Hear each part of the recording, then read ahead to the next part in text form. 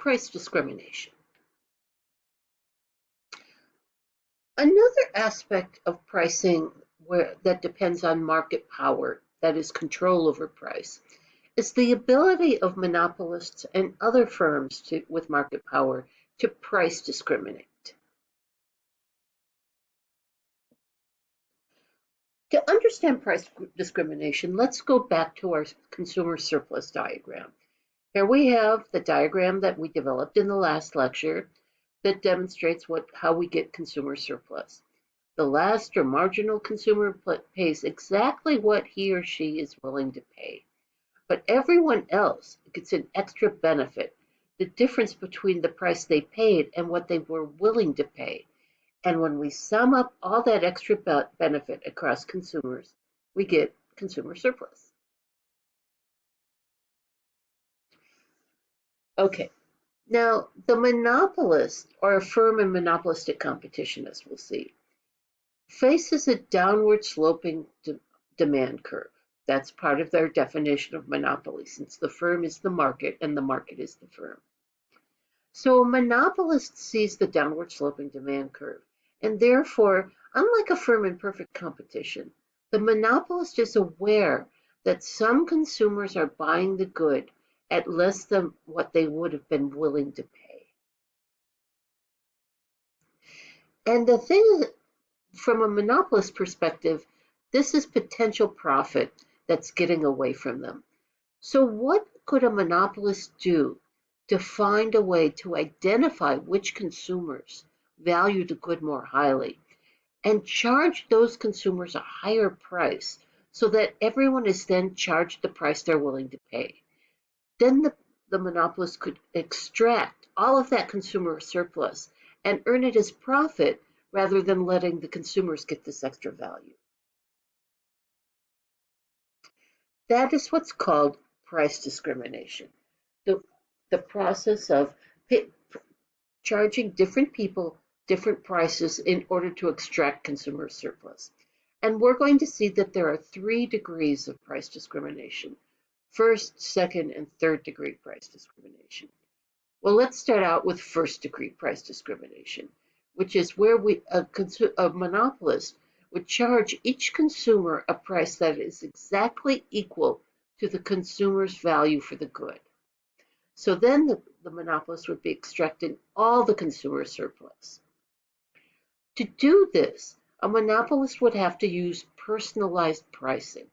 That is, they would have to be able to charge every person a different price. And they would have to monitor individual spending habits to figure out who the high value consumers are and who are the low value consumers. Now, it seems like that would be a big stretch in trying to identify which consumers are the high value and which are the low value consumers. But we're all being subject to that in some of our modern digital marketplaces. Here's a couple articles on the topic that I've collected over the years that describe how firms are doing this. And basically, if you ever gone on Amazon and looked at something, as it has a particular price, you put it in your basket, you come back later and the price has changed. Well, Amazon is constantly fooling around with the prices it charges different consumers based on what they look at, what they buy, what they're viewing, all of our behavior in the marketplace. And just think how bad it's going to get with AI. So they're using that information to try to charge you exactly the price that reflects how much you value the good. And they're trying to charge every consumer a different price based on what they can observe about our habits. That's first degree price discrimination. Most of the marketplace isn't there yet, but they're trying, and with AI they might get there. Oops, sorry.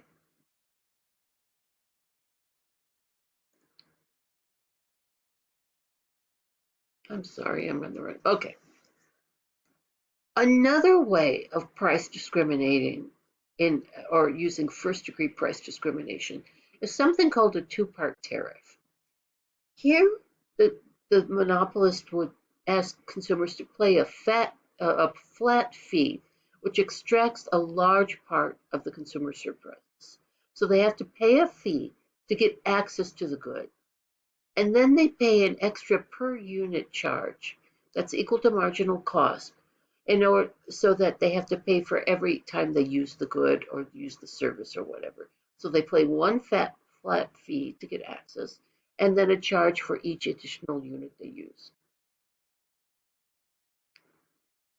This works pretty well in extracting all the surplus when consumers are very much alike.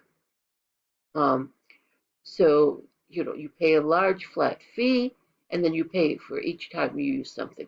And for examples of institutions that use this kind of pricing, think about Disneyland. You pay a lot to get in to the Disneyland park, and then you have to pay for things once you're in there.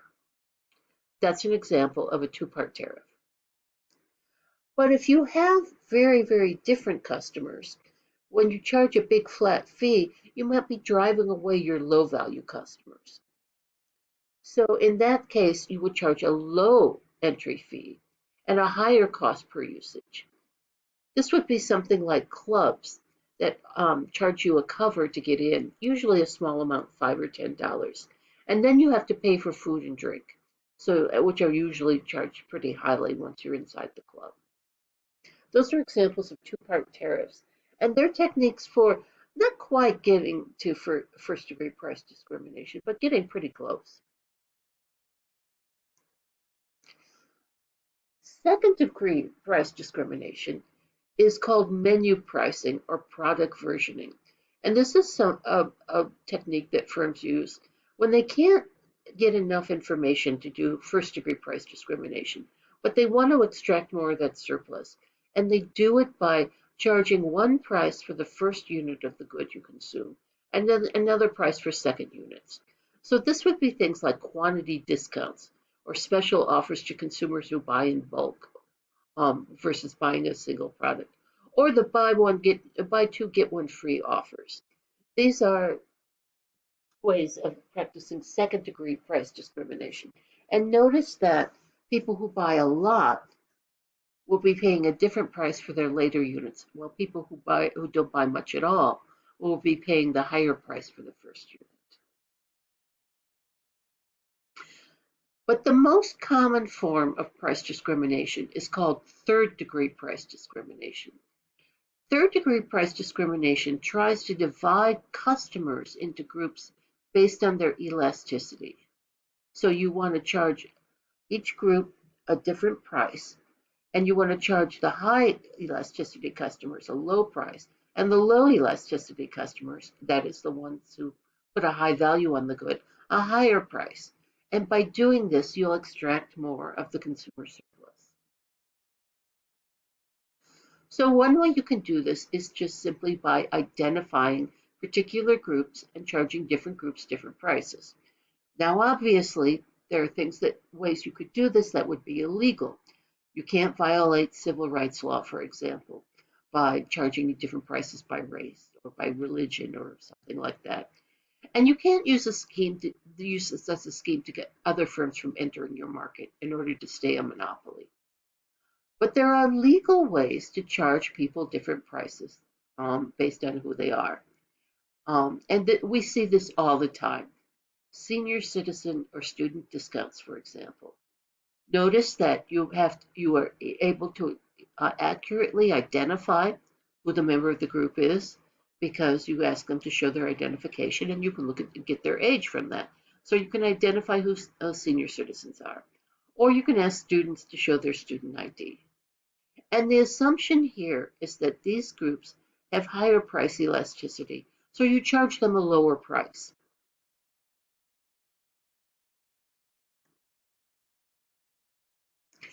So here, the monopolist has been able to segment the market and charge some people a high price and others a low price. But it's really important to make this kind of third degree price discrimination work, that you're able to accurately identify who the people are in the two groups. And you also have to make sure that consumers can't resell the good. Otherwise, people who get the lower price, like students, would buy it up in large quantities and then go online and resell it on Amazon or eBay or someplace like that to people who don't get access to the lower price.